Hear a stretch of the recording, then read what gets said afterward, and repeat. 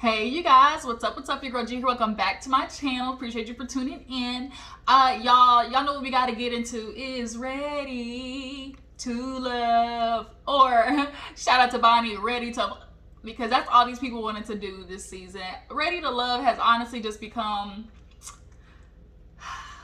a nuisance at this point when it comes to actually genuinely trying to find people, one, who actually want a relationship, and two, men who want to be with women and genuinely want to work on, building something serious. A lot of these dudes come on just to find their bottom bitch. Like, that's really what it is. They come on to find a woman that's going to tolerate their BS the most. And sure enough, what do you think happened? Mike and Randall both came on here and found they bottom bit, and now they're dragging them through hell and giving them all types of, word scrabble and mental manipulations to make them feel like, they're gonna choose them in the end, and let me just get my together and we gonna work all out. Just bear with me here.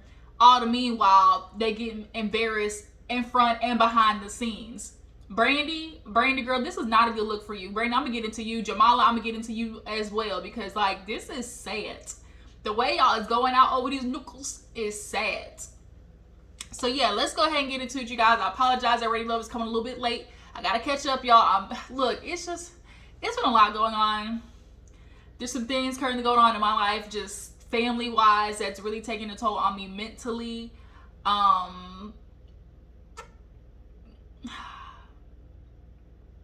honestly might one day come on and just kind of do like a video and just get into it. Like, just talk. Honestly, just talk. If I'm gonna do this channel, I want this channel, you guys to actually genuinely know me, get to know me, and if we gonna build this family over here, we gonna be part of this little crew, y'all gonna have to get to know me inside and out, and vice versa. We gonna be here for a long time, all right, y'all? Because we gonna ride this thing to the four wheels fall off, okay?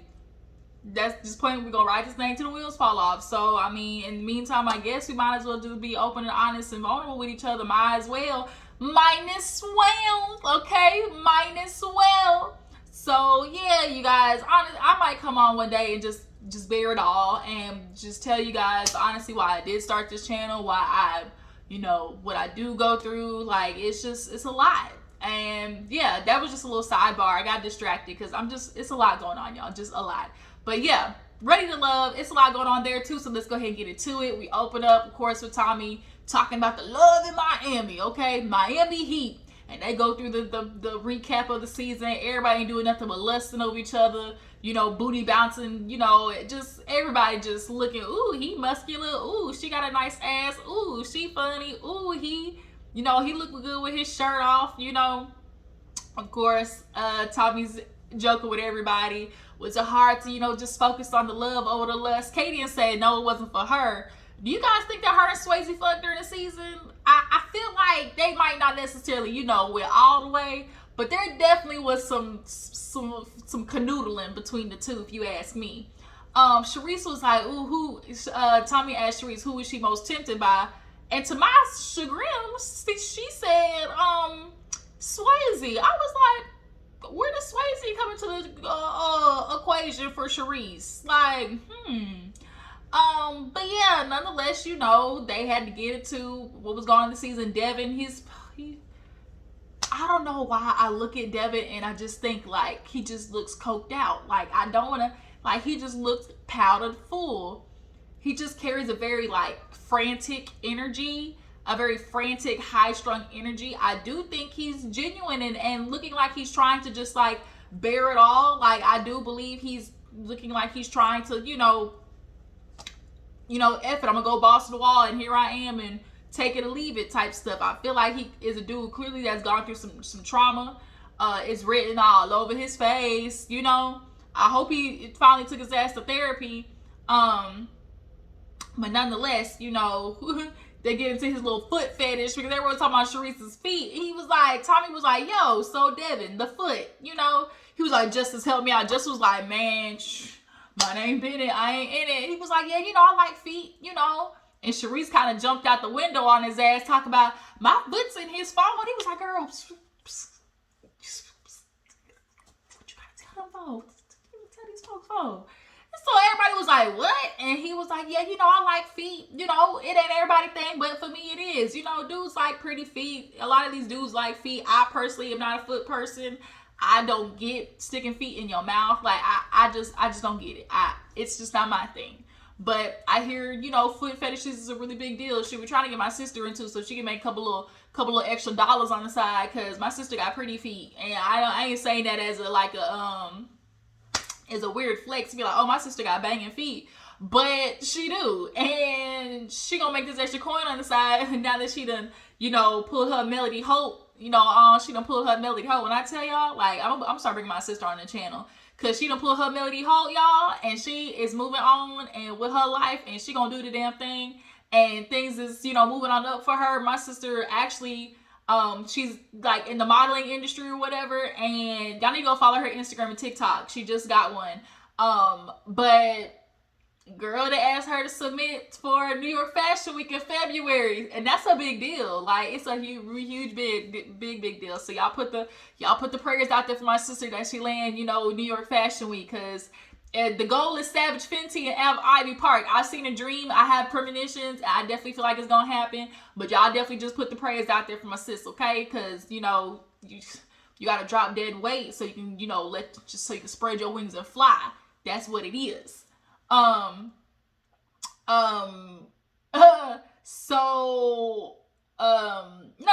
that was a quick sidebar. Nonetheless, she gonna study these feet pictures so we can take care of these 3 kids, okay, at the end of the day. But yeah, Devin was like, it is what it is, my foot fetish, and what? So it's like, okay, like Tommy said, guys, you just gotta put your best foot forward. So we move on, and then we get into, obviously, Jamala and Randall.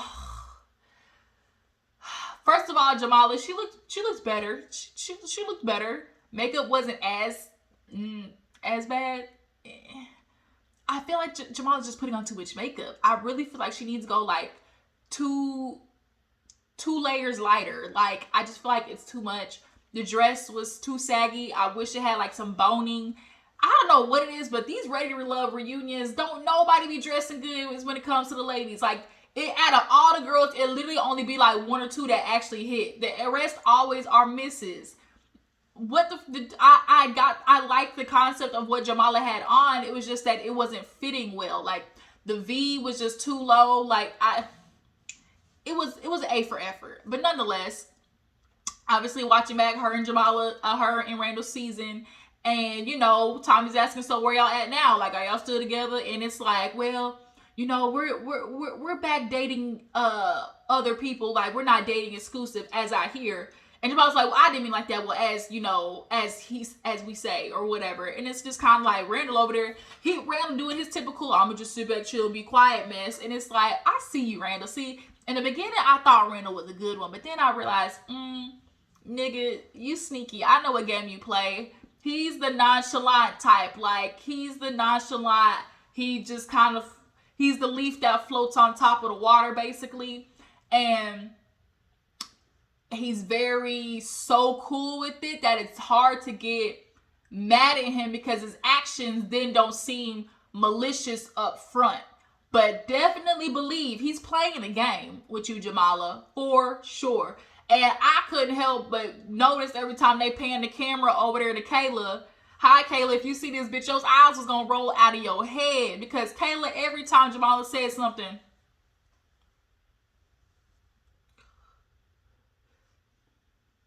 like, bitch, roll them. Look at my eyes, roll them. Kayla's eyes was rolling, which is making me feel like, oh, is there something going on with Randall and Kayla behind the scenes? Do y'all believe so? Because I think so. Because the way she was rolling them is making me feel like her and Randall have been messaging behind the scenes, and she knows what's going on. But yeah, Jamala basically was like, yeah, we're dating each other, but also others as well. And they weren't really getting into it. Like, you could tell there was something that was under it. Even Tommy was like, this something y'all ain't telling me, because they just kept giving like very two-sentence answers. And it's like, but there's more, right? Like, so y'all are dating other people? Yeah. So is there turmoil right now? Yeah. Like, Randall was like, yeah, it's turmoil. Is there turbulence? Yeah. you know, everything was good until towards the end. So it's like, okay, then what necessarily happened then? Like, Randall was being very, you know, very nonchalant, being very, you know, avoidant, which is making me feel like Jamala probably caught his ass with somebody and then decided I'm gonna pull back until Randall gets his shit together, or i.e. decides he wants to choose me. And bitch, you pulling this pick me behavior with Jamala, which is why he's always gonna drag you along, because he knows, bitch, you always gonna be there. Y'all cannot let these niggas y'all cannot allow yourselves to be too available to these niggas, because they will take advantage of it every single time. But yeah, so now at this point it's, well, you know, do you like him? She's like, yeah, I deeply care for Randall, you know, and he said same, but it's like, do you really, Randall? Do you really? I really feel like Kayla in this situation just rolling my eyes, just roll my fucking eyes. Yeah, she was like, Tommy was basically like, well, I wish the best for you. She's like, pray for us. He's like, oh yeah, something else happened, because y'all done brought the load into it. When you go pray for us, bitch, something happened. And they ain't talking about it, but something happened. So y'all drop down in the comments, what do you think happened between Randall and Jamala? Do y'all feel like she maybe found him talking to another girl? Maybe another cast member? Like, what do you think happened? Because something ain't clean in the milk. So we move on. Speaking of too, behind the scenes, they're doing really good with giving like that backstage kind of, you know, scene with everybody basically watching what's going on stage. So I really like when they do that, because then you kind of get everybody else's perspective as well. But was there like a backseat moment back there with them? I don't think so. But we move on. We move on to Shereese's little segment, basically how she was like a little harsh. You know, she kind of came off as like, they really wanted Shereese to be the bitchy, light-skinned, mean girl. They really did. I didn't fuck with Shereese in the beginning. I really honestly didn't, because of how she was kind of coming across, especially with Dominique, and just making like those slick little jabs. But ultimately, I feel like she's just a woman who knows what she wants. She's very intentional. She, you know, doesn't bite her tongue. And like she said, sometimes it can be a little too blunt, a little too, you know, direct. And that can, you know, deter people from you. But you know, they did Dominica. What was going on with that hair? It just stopped like right here. I couldn't tell if it was baby hairs. I couldn't tell if it was those tattoo baby hairs, because it was so flat down to her forehead.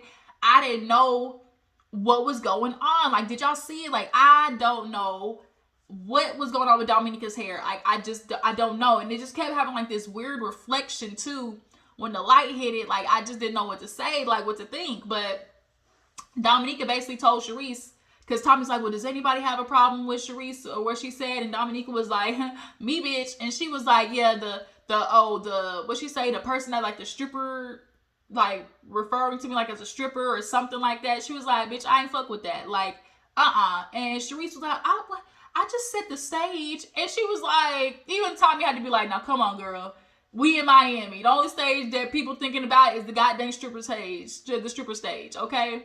Make it rain, man. Make it rain, man. Hey, make it rain, man. Make it rain, man. I'ma make it rain. I'ma make it rain. I'ma make it rain. Or another one of my favorite. I'm about to hit the club and dance like a stripper. Hey, shout out to my friend Kenya. Woo, boy, I tell you, that brings back some memories. Boy, me and my friend Kenya, we used to go to this little teen club. And this little story real quick. So me growing up with my friend Kenya, she had her first little car, little red Toyota. Her name was Cranberry. And we used to go to the little teen clubs or whatever during after school on the weekends, have about $20, 10 to get in, 10 to eat after. we made it do what it do, okay? And then boy, we just in there dancing. And we had a little team called 24/7 Twerkers, okay? We was the 24/7 Twerkers, and boy, anytime we showed up to the party, over. It was a wrap. Like, we was in there making everything just pop. I hate to say it, but the party didn't start till we walked in. Like, I was just one of them people. I just was. Now I'm older and I really don't give a fuck about going nowhere. I like staying in my bed. But back then, bitch, I was the life of the party. The party didn't start till I walked in. Okay? Okay, what's the song I was about to do? damn, what's the song I was thinking in my head? I'm about to hit the club and dance like a stripper. Hey, ain't got a nigga. Hey, I'm throwed off the liquor. Hey, I'm about to hit the club and dance like a stripper. Hey, dance like a stripper. And dance like a stripper. All right, I'm done. All right, let me stop. let me stop. Cause I ain't no stripper. You be thinking about it. You be like, damn, this pandemic. You be like this close, but then none of you niggas deserve to see my goods. Okay, these goods is valuable.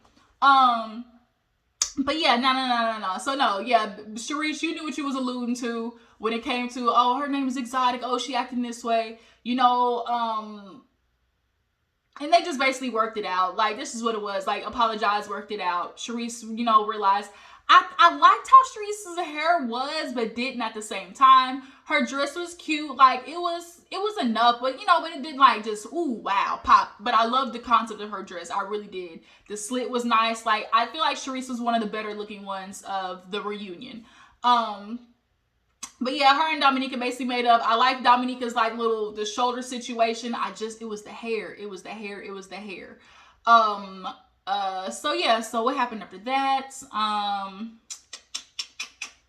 We did Shereese's segment. Then we got to get into, I feel like, yeah, Shereese and then Shakira. Now I got to get into Shakira.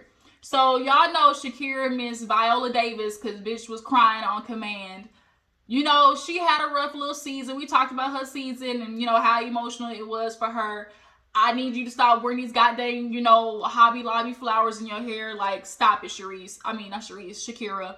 But we obviously got to get to the moment that shook the season between her and Cadian. Cadian, Mike, and I think Brandi were sitting down. And Cadian basically was like, oh, you know, well, maybe I, you know, should talk about this, you know, especially what Shakira has gone through. Maybe she's better, you know, suited not either being around or maybe discussing this. And Shakira took that as, well, bitch, you put my business out there. How dare you? You know, I had a vulnerable moment. You know, I feel like, you know, my trust was broken. And at this point, Katie, every time Shakira is talking, is really just giving her the, she done? Bitch done talking yet? Is we out of here? You know, like everybody's waiting on Shakira to get done. You know, with her, you know, with her little violin moments. And it's like you feel for Shakira because obviously she's been through something traumatic. Absolutely. But then there's also those individuals who only know how to live in victimhood. And because if you've been a victim so long in your life, I don't want to say victim like in a bad way, but like if you've been through something traumatic and you've stayed in the role of, like I said, I don't want to say like victim, but like if you are, you know, unfortunately are living the life of, you know, going through traumatic events, sometimes people condition themselves to stay there, right? And almost condition people to only see them as like this person overcoming a traumatic event. And I think Shakira almost like, in a way, puts herself, like, explains herself to other people or, like, introduces herself to other people as, like, this person who needs to overcome and, you know, is a victim. And you are absolutely in your own right, but, like, to have people almost treat you only as such, to coddle you in a way where it's, like, whatever you say, like, if they go against that, that means they're trying to, you know, diminish you or do you wrong or, you know, like, I think she just like so used to being done wrong that you automatically are assuming people are attacking you. And maybe that's not what's happening. Now, did Katie definitely have a moment where I feel like, you know, ooh, bitch, you kind of brought that up in a way that was like, I'm kind of split. I'm split on whether I believe Katie did it like intentionally or unintentionally. I'm split. But that's what Katie said. She was like, I honestly did not mean to do it. I felt like I was honestly trying to do the opposite of put your business out there because I was saying, hey, because of what you went through, like, let me, you know, go about it this way. You know, Shereese, even Jamala and Randall was in the back like, here she go milking this shit. She is milking it, hunty. Shereese, you know, Tommy asked Shereese, like, what do you feel? She was like, now, Shakira, girl, bitch, You was mad at everything. Like, everything. Like, everything. Shakira is super sensitive. She's like, yeah, it was a bad moment, but I'm thankful because I realized, like, you know, I want to be healed. I want to be healed so bad, but I'm just not there yet. And it's like, at least you can admit it.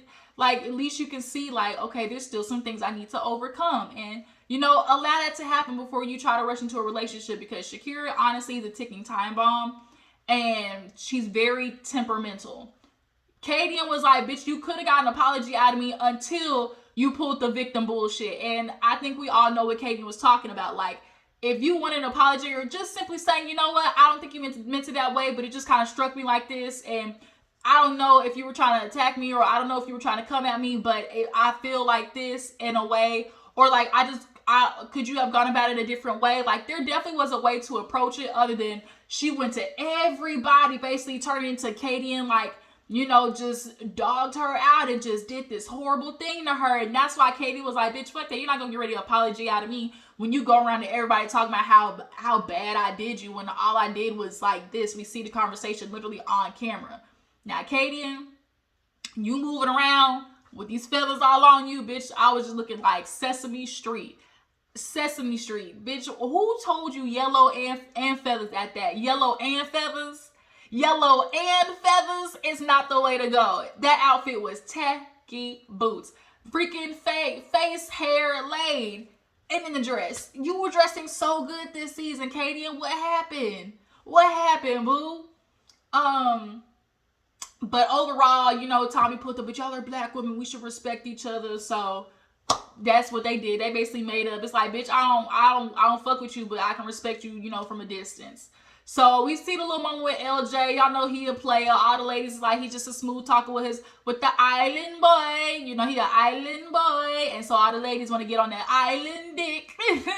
Hop on it and do a full split. You know, basically he chose, you know, to go work. He has a 6-year-old daughter, respected. But now we see Shereese is talking to LJ. I know they went on their little, you know, little dance date, but I never would have thought Shereese would have actually, like, you know, entertained him after, you know, Ready to Love. So now it's like 3 of them hoes entertaining LJ, and they all know about each other. So they said, bitch, we gonna be sister wives to this little Caribbean man, all while he's still fucking on his ex that he clearly is still involved with. Like Looney said, bitch, that's your boo.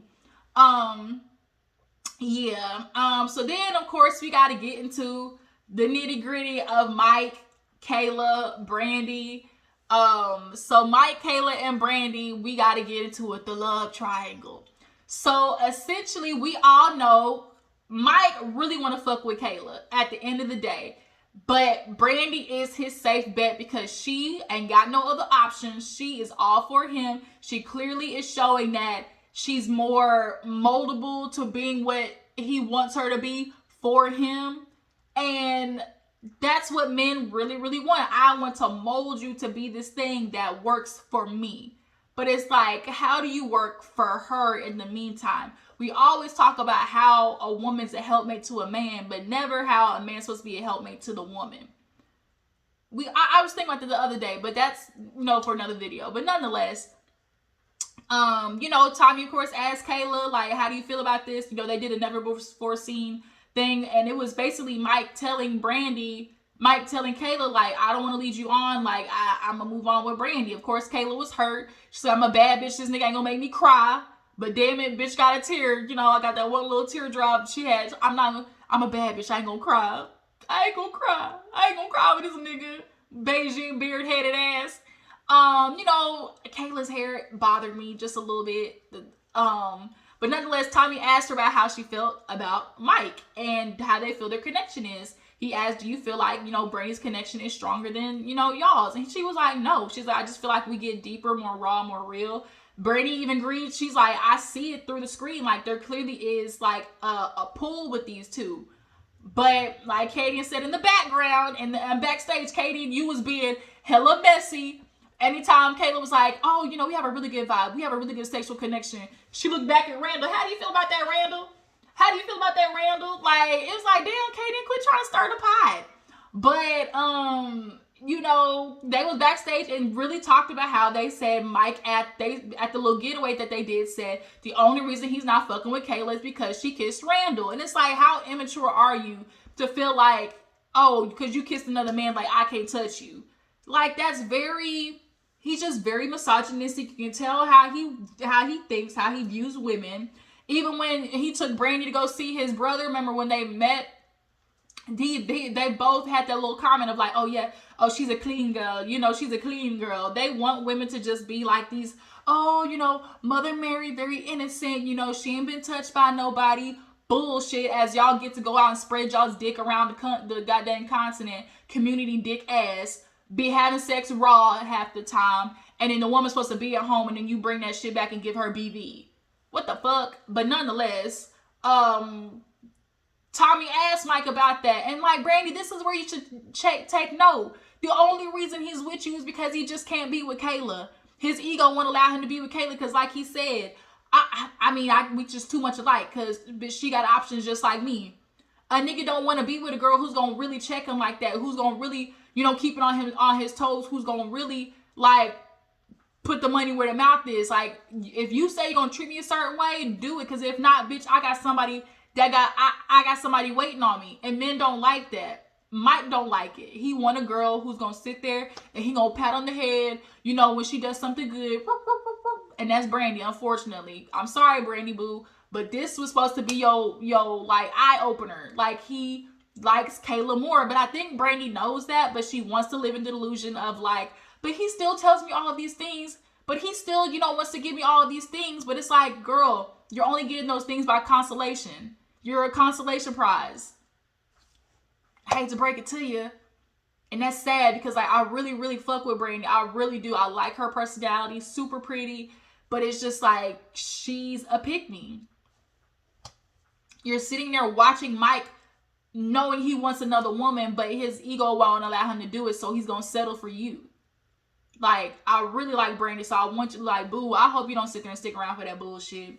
But last but not least, there was a moment with Swayze on stage.